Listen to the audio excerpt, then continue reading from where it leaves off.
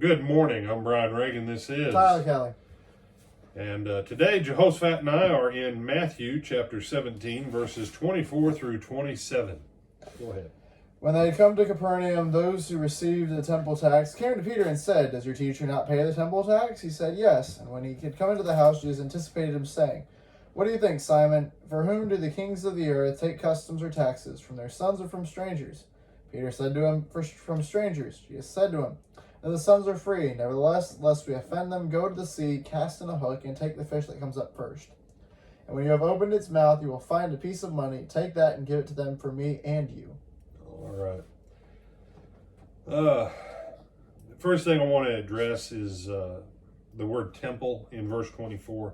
You see that's in italics. That's something that translators have added. It wasn't about, the issue is about taxes and freedom. Okay. Yeah, I'm sure that they collected a temple tax, but I'm also sure that the Romans collected other taxes. A couple things about taxes. If you're poor enough, you know what you generally don't pay? Taxes. Taxes. You know what that means? Jesus was not Poor. When they had come to Capernaum, those who received the tax came to Peter and said, does your master not pay the tax?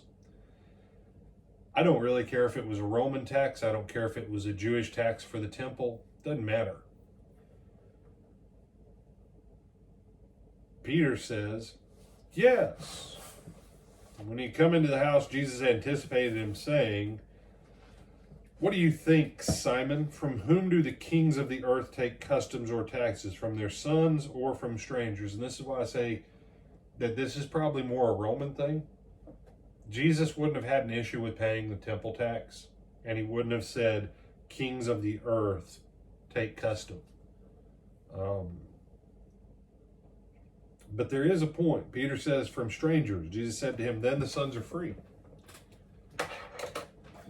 Years ago, I taught this passage, Tyler. I said, technically, as Christians, we don't have to pay taxes.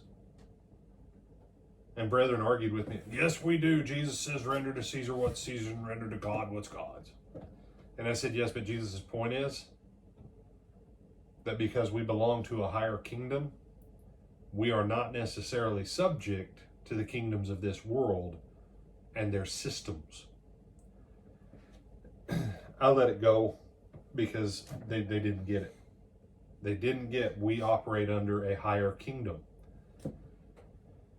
If you're a Roman citizen, you don't pay Jew taxes in Jew land. All right, so that nobody thinks I'm being racist. If you're a Roman citizen, you don't pay Egypt taxes in Egypt land. The higher your level of kingdom, and if your kingdom that you belong to as a citizen is dominant over a lesser system, you don't submit to that lower system.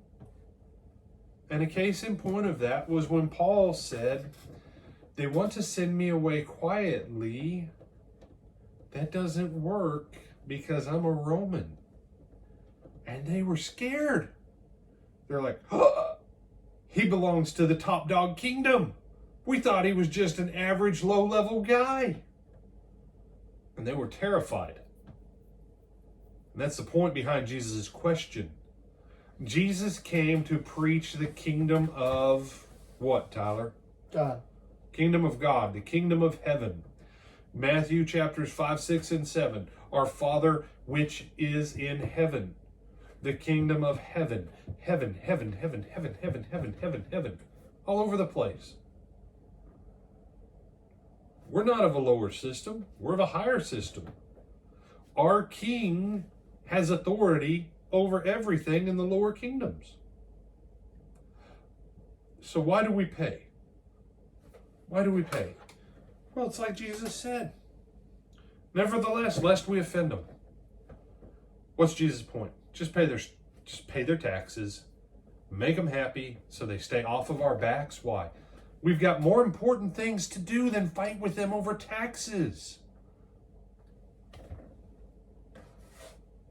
Now Jesus is also going to teach Peter another lesson as a proof that he's part of a higher system. He said, see, brother, Jesus didn't have any money.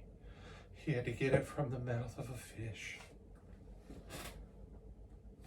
Who was the guy that was in charge of the money bag? Judas. That they had enough money in the money bag that when Judas went out at midnight, they thought, what was he doing, Tyler? To go and give to the poor. Yeah. Everybody just randomly goes out at midnight with money to give to poor people because they have none. No. The ministry of Jesus had plenty of money. Jesus's point in this miracle, you say it's not a healing miracle. No, but it's a miracle. Is to make his point to Peter, we belong to a higher system. And here's how things work in our system. And this is why we go on ahead and pay them their little pittance, is so that they leave us alone. Go to the Sea of Tiberias, Sea of Galilee, cast in a hook. Now, what kind of fisherman is Peter? Big net fisherman. He's a net fisherman. He's not an angler. He's a net fisherman. Cast in a hook. And take the fish that comes up first. And when you've opened its mouth, you'll find a piece of money. Take and give that to him for me and you.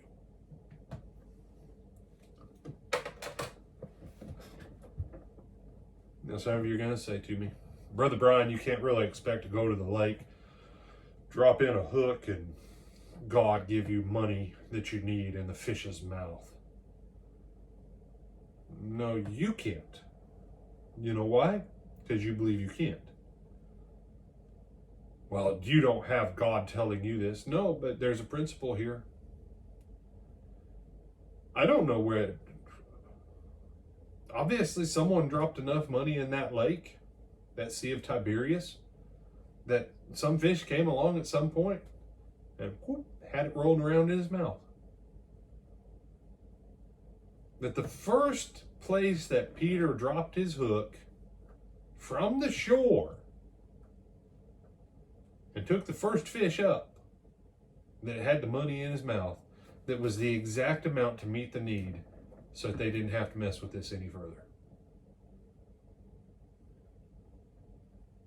What if? I want you to read me 3 John 2, Tyler. What if what Jesus did here, we saw as part of the larger fact of the truth he was trying to teach Peter, and that is we aren't under the kingdoms of this world. We just happen to live among them. We are under a larger, more powerful, greater kingdom that functions totally different. And Peter, here's proof of that function. That the exact amount you need at the right time you need will be there if you're in a place of faith to be able to go and receive it, so that you don't have to keep playing these games of the world, so you can be serious about doing the work of heaven. 3 John chapter verse 2, Tyler. Beloved, I pray that you may prosper in all things and be in health, just as your soul prospers. That you may prosper in all things and be in health, even as your soul prospers. Y'all have a great day. We'll see you back at 12:30 for our midday meditation from Isaiah 53. Until then.